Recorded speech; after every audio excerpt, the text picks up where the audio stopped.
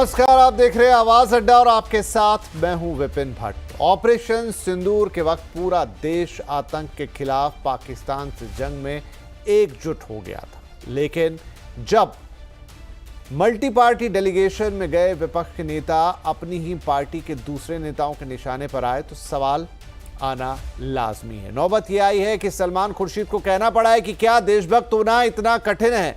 आज हम भी यही सवाल पूछ रहे हैं कि देश पहले और पार्टी पीछे या दल बाद में, आखिर दिक्कत क्या है। आज ऐसे ही सवालों पर चर्चा करेंगे और साथ ही ये भी देखेंगे कि भारत ने ये जो कूटनीतिक कदम उठाया, जहां पर भारत का प्रतिनिधिमंडल अलग अलग देशों में दुनिया भर में गया, कूटनीतिक तौर पर ये कदम कैसा साबित हुआ, आगे और क्या करने की जरूरत है। आगे किसी ऐसे कन्फ्रंटेशन के समय पूरी दुनिया भारत के साथ खड़ी नजर आए, उसके लिए हमें और क्या करना होगा, किस तरीके से ऐसे और हालातों से हम निपटेंगे और उसके लिए क्या सही चीज़ें होंगी, किस तरह से देश में ऑपरेशन सिंदूर पर फिलहाल सियासत है और अदावत गर्म है, उसकी एक वानगी पहले देखते हैं फिर चर्चा को आगे बढ़ाएंगे।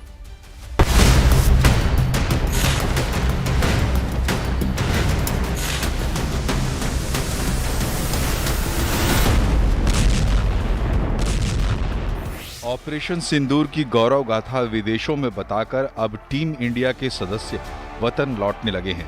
डेलीगेशन में शामिल विपक्षी नेताओं ने आतंकवाद पर पाकिस्तान की कलई खोली, आतंक से लड़ने का संकल्प दुनिया के सामने रखा। इन्होंने बताया और करके दिखाया, देश पहले और दल पीछे। सलमान खुर्शीद, शशि थरूर, ओवैसी और कनिमोझी सबने एक सुर में कहा, टीम इंडिया एक है। I have come here to speak for India, whoever speaks for India, and in whichever way they speak for India, whatever is said for India, we are here to support. It's only a short period of 10 days, 12 days, etc. Then you have to go back home and do what you are required to do at home. But here for India first, India and only India. In Parliament, we can have heated arguments, but when it comes to the case of India, we stand as one. We can be, people of India. We can be chosen representatives, whoever it is. We stand together is what the message we brought, and we go back with that message. Pakistan के खिलाफ भारत की वैश्विक घेराबंदी ने पाकिस्तान की कलई खोली।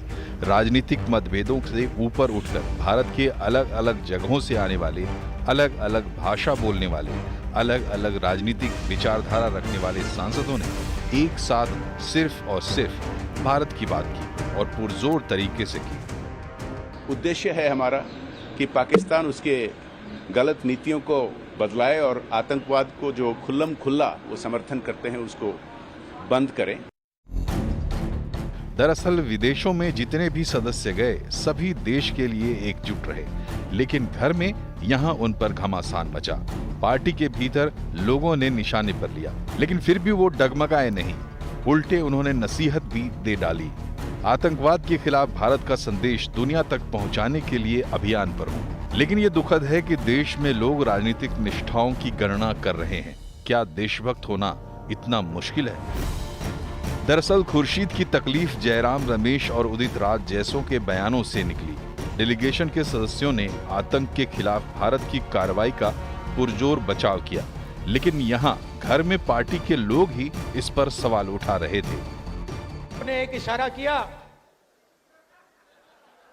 Phone उठाया, कहा मोदी जी क्या कर रहे हो?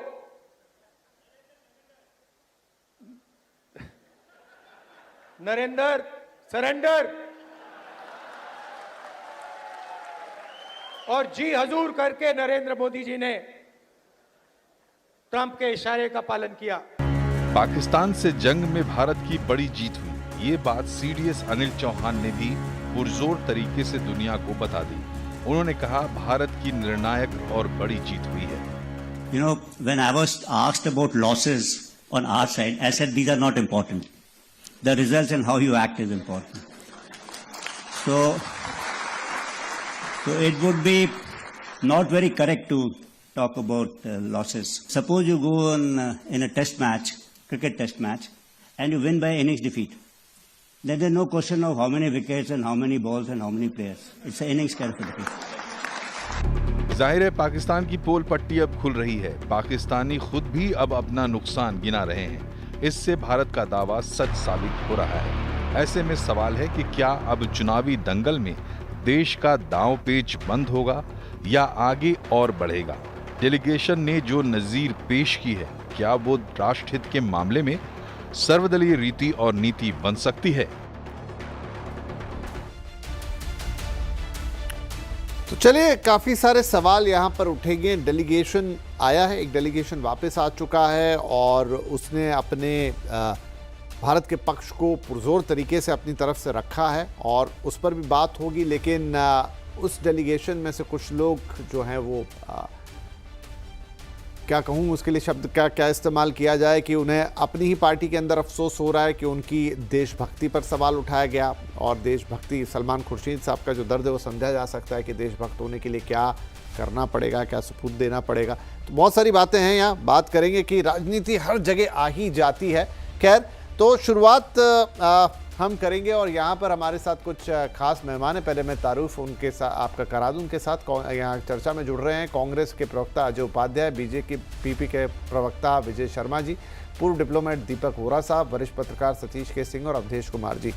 आप सभी का बहुत बहुत स्वागत है।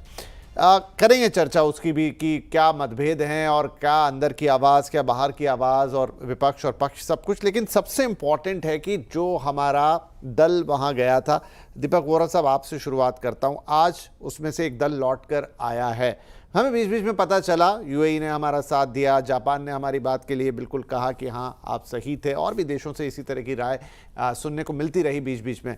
आज जब ये डेलीगेशन एक वापस आया है, आप इसे किस तरीके से देख रहे हैं? भारत ने ऑपरेशन सिंदूर के बाद जिस तरीके से एक बड़ा डिप्लोमेटिक कदम उठाया, पूरी दुनिया में अपने लोगों को भेजा, उसमें पक्ष विपक्ष सबके नेता शामिल थे। वो अलग बात है कि उसमें अंदरूनी हमारे बीच अभी क्या खींचतान चल रही है, लेकिन दुनिया हमें जो बाहर से देख रही है, आज ये दल लौट कर आया है, क्या संदेश गया होगा?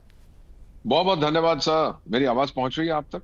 हाँ जी, हाँ जी जी, थैंक यू वेरी मच। जब भी आपके साथ होता हूँ बहुत कुछ सीखने को मिलता है। अब आपने दो पॉलिटिकल रिप्रेजेंटेटिव्स को बुलाया है, एक जर्नलिस्ट है, इन सब की जानकारी मुझसे कहीं ज्यादा है, लेकिन बहुत जल्दी से मैं बता देता हूँ। 6 देशों में मैं आपका राजदूत रह चुका हूँ। मैं शुरुआत करता हूँ सर, पेरिस में मैं था। माय फर्स्ट पोस्टिंग 1975, इमरजेंसी का टाइम था, इलेक्शंस की बात हो रही थी, होंगे कि नहीं होंगे। तो हम लोग जो कुछ बताते थे, बहुत कम लोग इंटरेस्टेड थे भारत में। मैं बात कर रहा हूँ मिड-70s की। लेकिन जो इंटरेस्टेड थे जर्नलिस्ट, वो हमारी बात नहीं मानते थे। हम लोग एम्बेसी के थे। फिर हमने एक पॉलिटिकल डेलीगेशन मंगवाया। वो आए, उन्होंने बोला भाई ये कारण है जिसके लिए इमरजेंसी हमने लगाई गई थी, और उसके बाद जब ठीक हो जाएगी सिचुएशन, इलेक्शन होंगे। सिमिलरली कश्मीर में जब इलेक्शन हुए, फिर से जहां पर भी मैं पोस्टेड था, पॉलिटिकल डेलीगेशन आई, बताए। वो मिले पॉलिटिशियन से, एकेडमिक से, प्रोफेसर से, वो मिले लीडर से, वो मिले मिनिस्टर से, उनको बताया कि ये बात हो रही है और अब इलेक्शन हो रही है, हालात ठीक हो गए। फिर जब हमारा न्यूक्लियर हमने टेस्ट किए थे सर, न्यूक्लियर एक्सप्लोजन किए थे 1998 में, जिस देश में मैं वहां था, उन्होंने बुलाया, बोला ये आपने क्या कर दिया, ये कर देंगे, वो कर देंगे, आपने जो करना है करो, भारत वही करेगा जो भारत के हक में होता है, हित में होता है। और उसके बाद फिर से हमारी डेलीगेशन आई बताने के लिए हम क्या करें। तो सर, इन चीजों में क्या होता है कि एक तो हम ऑफिशियल रिप्रेजेंटेटिव्स होते हैं, हम पक्ष रखते हैं सरकार का, लेकिन जब ऐसी मल्टी पार्टी डेलीगेशन आती है, फिर ये हम साबित करते हैं कि ये सिर्फ ऑल ऑफ गवर्नमेंट अप्रोच नहीं है, ये ऑल ऑफ पीपल अप्रोच है। ये बहुत जरूरी है, क्योंकि ये फिर हमारी शक्ति और बढ़ाता है। एज एम्बेसडर्स ऑफ इंडिया हम सबको बता सकते हैं कि 144 करोड़ लोग हमारे साथ हैं। ये जो नीति हमने अपनाई है, जो कुछ हमने किया है, ये सब लोग इसको बहुत मानते हैं, पसंद करते हैं। अभी थोड़ा सा मैंने सुना था कि मिस्टर सलमान खुर्शीद के बारे में भी कह रहे थे। हम दोनों एक ही कॉलेज के पढ़े हुए हैं, मैं उनसे सीनियर था, बाद में वो मेरे मिनिस्टर बने। दुनिया भर में उनकी छवि टॉप की है सर, बहुत इज्जत होती है उनकी, वेरी फाइन ह्यूमन बीइंग। वो गए हैं, उन्होंने कहा है हमारी डोमेस्टिक इश्यूज जो भी हों, लेकिन बाहर जाकर देश से हम सब भारतीय हैं। This is very very important. और मैं आपको एक चीज और इसमें बता देता हूं सर, ऑल्दो अभी आप आतंकिस्तान का तो जरूर मुझसे पूछेंगे, लेकिन मैं इतना बताना चाहता हूं कि उन्होंने भी कुछ डेलीगेशन भेजने की कोशिश की है। लेकिन जब हम मल्टी पार्टी डेलीगेशन भेजते हैं और पीपल जिनकी क्रेडिबिलिटी बड़ी हाई है, क्योंकि जो लोग इंटरेस्टेड हैं वो भी आपके पार्लियामेंट प्रोसीडिंग देखते हैं, वो कहते हैं अरे फलाना एमपी तो बहुत एंटी गवर्नमेंट है, फलाना एमपी तो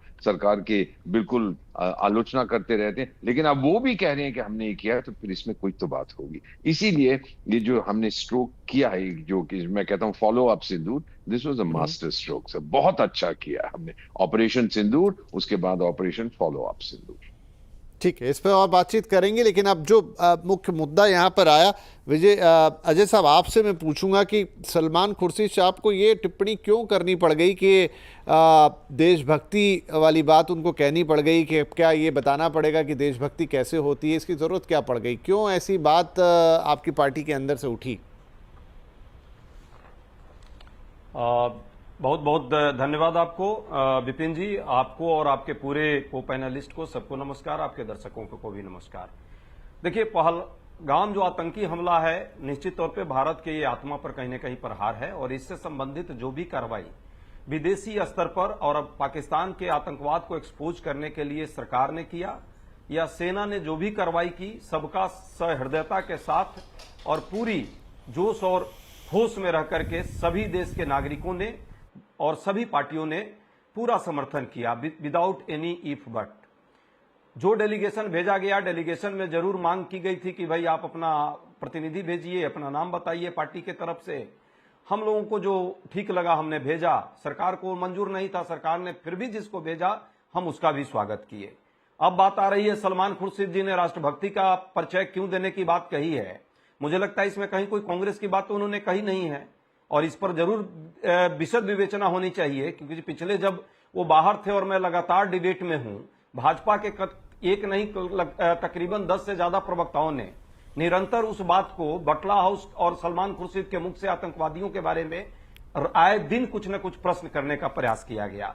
हो सकता है उनको इस बात का दर्द हुआ हो कि भाई जब हम विदेशों में घूम रहे हैं तो भाजपा के प्रवक्ता लगातार ही बटला हाउस के नाम नहीं, एक मिनट, अभी तो हमने इसी अभी कार्यक्रम में ही तो सुनाया सर, आप कह रहे हैं कि कांग्रेस के बीच में कहां आई जयराम रमेश की बात, उदित राज की बात, उसी से तो आहत हुए, और क्या बात होगी? नहीं, जयराम रमेश जी ने सलमान खुर्शीद के लिए कोई एक शब्द किया हो तो आप अपने चैनल पर चलाइए।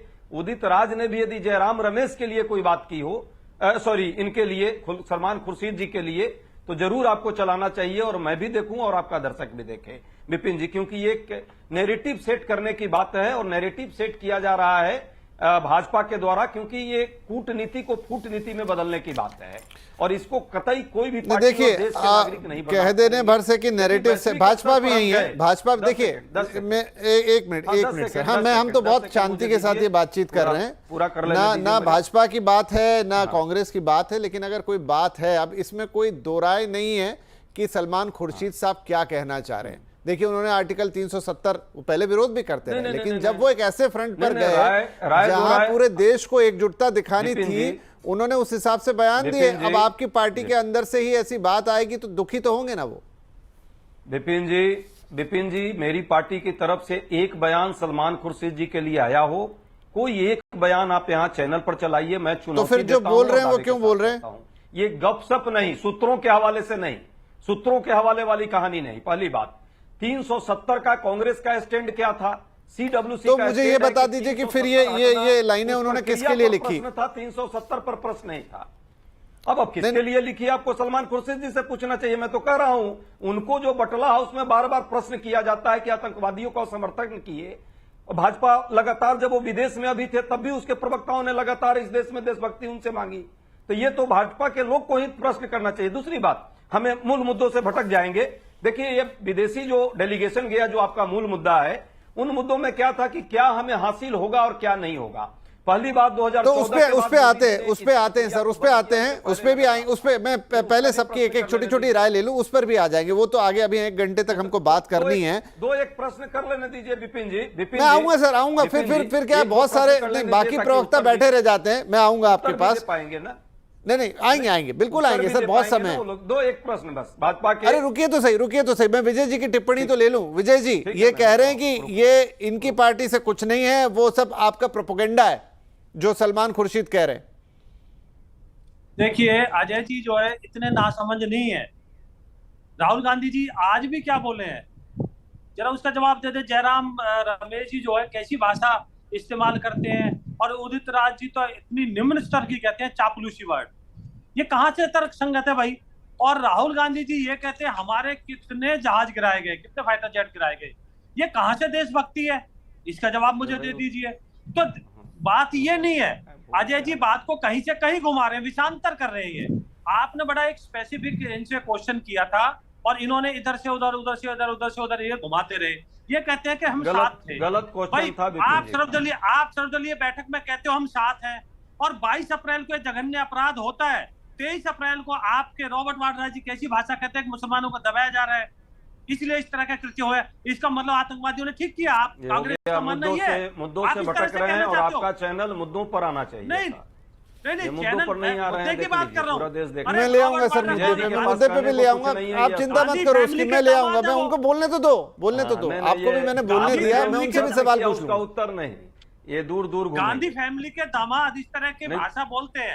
इनके जो चीफ मिनिस्टर है सिद्धिरमैया जी, इनके तेलंगाना के चीफ मिनिस्टर, इनके पूर्व चीफ मिनिस्टर, सबकी भाषा तो देख लीजिए। पाकिस्तान परस्त, और पाकिस्तान कोट करता है। कहे तो मैं दिखा दूं अभी वीडियो के अंदर। ये नाराज हैं विजय शर्मा जी के जो प्रतिनिधि मंडल आप लेकर गए या सरकार लेकर गई, उसमें उन लोगों को नहीं लेकर गए जो नाम इन्होंने प्रस्तावित। वो भी अपने आप में एक सवाल है, वो बाद में आते हैं। खैर, मैं एक बार सबकी राय लूंगा यहाँ पे। एक मिनट विपिन जी 5 सेकंड इसमें पूरी कीजिए। आप मुझे बताइए, शशि थरूर जी 1978 से लेकर 2007 तक यूएन में रहे, वो लगातार अभी कई बार से एमपी है, विदेश मंत्री रहे आपके सलमान खुर्शीद जी। तो ये ऐसे लोगों का अगर हम उनका अनुभव इस्तेमाल करना चाहते देश हित में, तो क्या बुराई है? क्यों इनको मिर्ची लगती है? इनके नेताओं को बुला रहे हैं हम। तो अजय जी किसको चाहते हैं? जिनको ऊपर देशद्रोही के आरोप है, जो पाकिस्तान में 2-2 हफ्ते तक बगैर बताए रुक के आते हैं, जिनकी पत्नी वहां एनजीओ के लिए काम करती है, ऐसे लोगों के नाम ले देते हैं। ऐसे जो ओथ लेते हैं, पाकिस्तान जिंदाबाद के नारे लगते हैं जिनके लिए, ये ऐसे लोगों का नाम आगे बढ़ाते हैं। तो किस तरह से हम आगे बढ़ाएंगे? तो ये तो इनको सोचना होगा, इनको तय करना होगा। तो इस तरह की बात नहीं चलेगी जी।